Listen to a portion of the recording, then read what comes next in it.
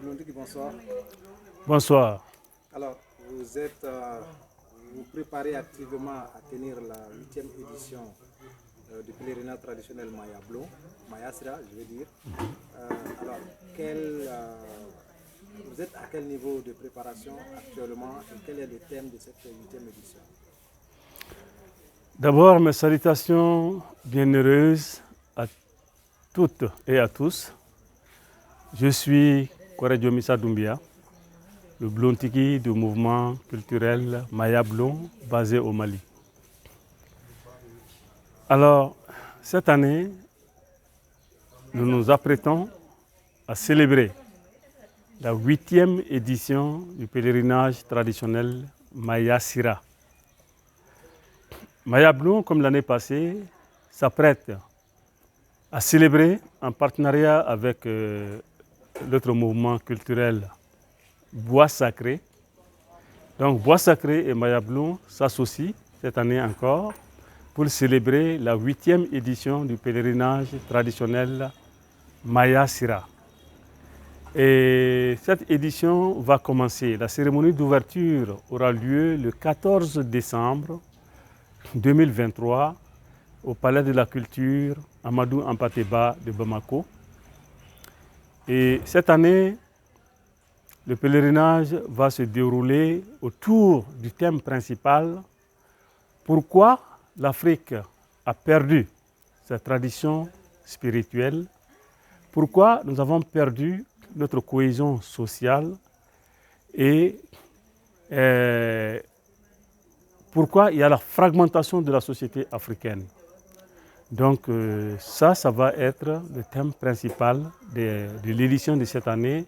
Évidemment, il va sans dire qu'il va y avoir beaucoup de sous-thèmes.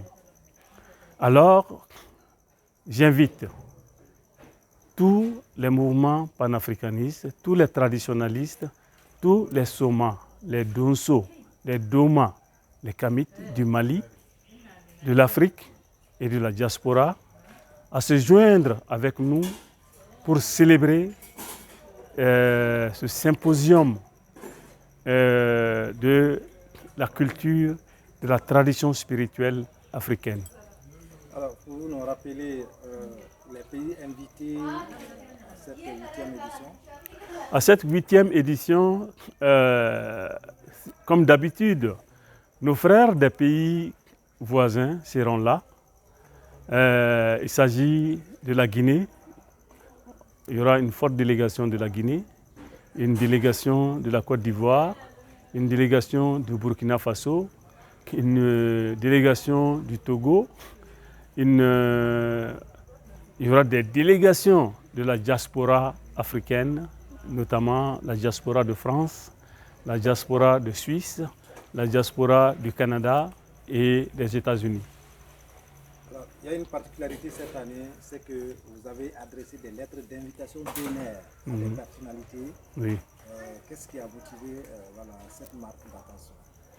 Oui, dans le cadre de la célébration du panafricanisme, pour montrer que l'Afrique, l'unité culturelle de l'Afrique est une réalité, nous avons décidé d'inviter quelques grands traditionalistes reconnus. Notamment, nous avons invité le grand traditionnaliste, le trésor humain vivant du Burkina Faso, Karamoko Konomba Traoré. Nous avons invité le grand griot de la Guinée, qui s'appelle Djigiba Kouyaté. Comme d'habitude, le grand médecin africain de la Guinée, Dr Koteban Kamara, est invité. Il y a un autre grand médecin africain de la Guinée qui s'appelle Ansouman Kamara. Il est aussi invité. Et ce n'est pas exclusif. Et il y a beaucoup d'autres personnalités qui ont été invitées à participer à cette édition, notamment des intellectuels de la diaspora africaine. Alors, quel intérêt c'est-à-dire on aura en tant que participant, que ce soit du Mali ou de la diaspora, à prendre part à ces rendez-vous aussi importants? Qu'est-ce qu'ils peuvent en tirer comme profit? Il est très important que chaque Africain qui s'intéresse au combat identitaire de l'Afrique participent à cette rencontre. Parce que nos ancêtres du Mali, du Mandé, disent qu'il convient de faire sortir l'épine par le trou par lequel l'épine est entrée, sans faire trop de dégâts. Donc, nous allons parler de la manière dont nous avons perdu nos traditions, de la manière dont les envahisseurs ont remplacé nos connaissances, nos cultes, notre religion traditionnelle par les leurs, et éventuellement débattre comment nous pouvons nous libérer mentalement de cette domination spirituelle, de cette domination culturelle, afin que l'Afrique soit elle-même. Et à cet effet, nous avons toute une journée de conférences au Palais de la Culture de Bamako, et avec les thèmes, j'ai déjà annoncé le thème central, et il y aura aussi des sous-thèmes. Chaque thème est une classe, chaque thème est une leçon. Et à la fin, on va faire un document de synthèse qui va consolider tout ça. Donc il est important que les gens participent à ça. Et la deuxième journée, parce que le pèlerinage aura lieu sur 5 jours, la deuxième journée, c'est les échanges de connaissances. Échange de connaissances entre les différentes régions du Mali, les initiés du Beledou, du Mandé, du pays Bamana, du pays Bois, du pays Dogon.